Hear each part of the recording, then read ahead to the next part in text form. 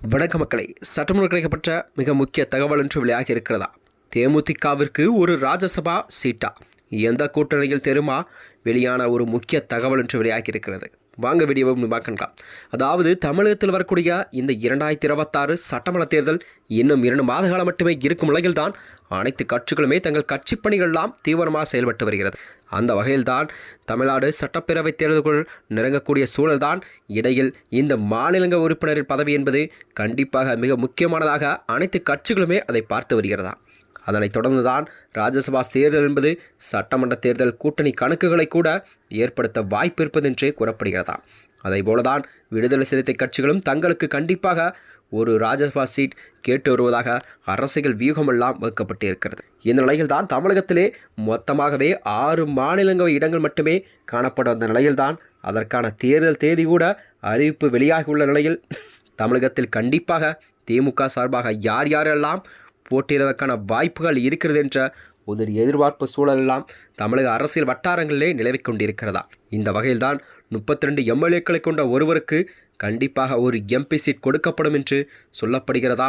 அந்த அடிப்படையில் தான் திமுகவிற்கு தற்போது இருக்கக்கூடிய சட்டமன்ற உறுப்பினர்கள் என்பது எண்ணிக்கையின்படி பார்த்தால் கண்டிப்பாக ஆளும் கட்சியான திமுகவிற்கு கண்டிப்பாக 4 பேர் மாநில உறுப்பினர் பதவி கண்டிப்பாக கொடுக்க வாய்ப்பு இருப்பதாக பேசப்படுகிறது. அதாவது வழக்குகளை கையாளும் என்ஆர் இளங்கோவுக்கு வாய்ப்பு வழங்கப்படும் என்கிறார்கள். அதனைத் தொடர்ந்து அந்தியூர் செல்லூர் ராஜாவுக்கு மீண்டும் வாய்ப்பு வழங்கப்பட மாட்டாது என்றுதான் கூறப்படுகிறதா. கொங்கு மண்டலத்தைச் சேர்ந்த அவருக்கு ஏற்கனவே பலமுறை வாய்ப்பு கொடுக்கப்பட்டு இருப்பதால் அவருக்கு இந்த முறை கண்டிப்பாக வாய்ப்பு கொடுக்கப்பட மாட்டாது என்ற நிலையில்தான் பார்க்கப்பட்டு வருகிறது. அதேபோலதான் திருச்சி சிவாவுக்கு பலமுறை வாய்ப்பு வழங்கப்பட்டுள்ளதால் அவருக்கு இந்த முறை வாய்ப்பில்லை என்று கூறப்படுகிறதா. ஆனாலும் திருச்சி சிவாவுக்கு திமுக தலைமையிடம் நெருக்கம் உள்ளது. அவருக்கும் மு.க. ஸ்டாலினுக்கும் இளைஞரணியில் ஒன்றாக பயணித்தவர்கள். அவருக்கு மீண்டும் ராஜ்யசபா சீட் கொடுக்கலாமா என்று ஆலோசித்து வருகிறார்கள். அதனைத் தொடர்ந்துதான் காங்கிரசுக்கு கண்டிப்பாக 17 சட்டமன்ற உறுப்பினர்கள் இருப்பதால் தங்களுக்கும் ஒரு சீட் வேண்டும் என்று கேட்கிறார்களாம். கனிமொழி கூட VN சோமு மாநில சட்டமன்ற தேர்தலில் போட்டியிட விரும்புவதால் அவர்களுக்கு கண்டிப்பாக வாய்ப்பு கொடுக்கப்பட மாட்டாது என்றுதான் கூறப்படுகிறதா. அதாவது அவருக்கு பதிலாக மற்றொரு பெண்ணுக்கு வாய்ப்பு கொடுக்கப்படலாம் என்றும் ஆலோசித்து வருகிறது.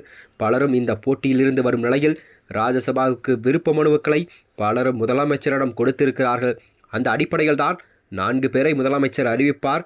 1 அல்லது 2 சீட்டுகள் கூட்டணி கட்சிகளுக்கும் கொடுக்கப்படும் என்று அறிவாலயம் வட்டாரத்தினர் கூறுகிறார்களாம். அதாவது தேமுதிக கூட்டணி வந்தால் ஒரு இடம் கண்டிப்பாக கொடுக்கப்பட்டு திட்டமிட்டதாக கூறப்படுகிறதா.